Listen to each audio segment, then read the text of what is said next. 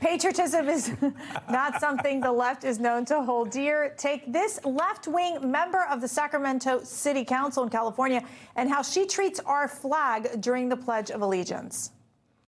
I pledge allegiance to the flag of the United States of America and to the republic for which it stands, one nation, under God, indivisible, with liberty and justice for all.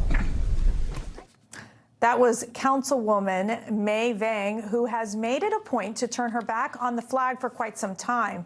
A resurfaced post of hers from February of 2025 reads, "And this is exactly why I choose not to recite the Pledge of Allegiance during every council meeting. As much as I love this country, I use that moment to ground myself, to center our communities, and remind myself of the injustices and harm that continue to affect so many, both locally and across the globe, under this nation's influence."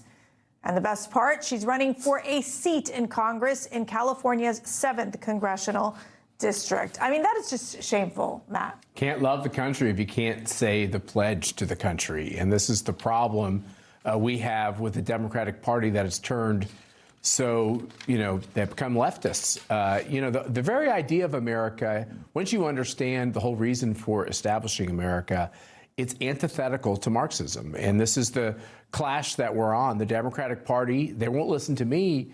But, what Daniel said in the last block, if they take a few steps away from looking so radical, I think they have a great opportunity to do well in this election. If they nominate Fruit Loops like this, they're going to let us hold on to the majority. She's a Fruit Loop, and then we got another Fruit Loop here. Instead of honoring the fallen men and women of our armed forces, take a guess at what the left chose to post about today.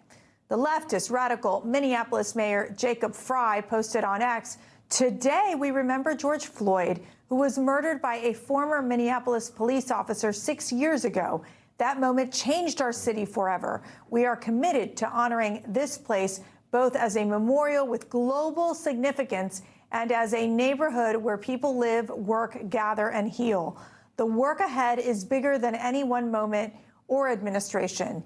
And it's not just Frey. Left-wing attorney Ben Crump posted on his Instagram account, "6 years later, the pain of losing George Floyd still echoes across this nation. His death forced America to confront painful truths about policing, accountability, and the value of Black lives in this country." I mean, Alex, seriously. Yeah. Like, Memorial Day is about our fallen men and women who are in our military, not George Floyd, who literally had fentanyl in his blood. It's tone deaf. One of the things we were talking about, the council member there, Washington State has some interesting council members too. One, I think, praised the pride flag over the American flag. Oh, yes. You mentioned Memorial Day. We say Happy Memorial Day because we're celebrating our freedoms that those that have fallen gave us.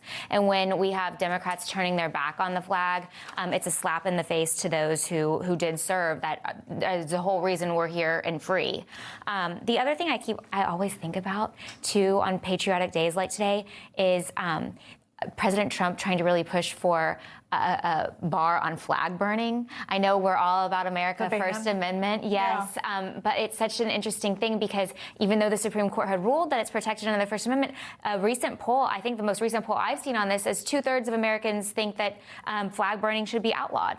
Well, one of my favorite moments is when Donald Trump hugs a flag during CPAC. That was one of the most memorable moments, oh, yeah. And I think, Matt, I still see that photo in newspapers. Yeah. He has the flag in the office. Yes. It's part of history.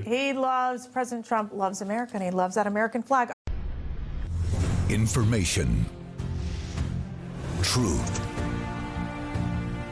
is freedom. Is Newsmax.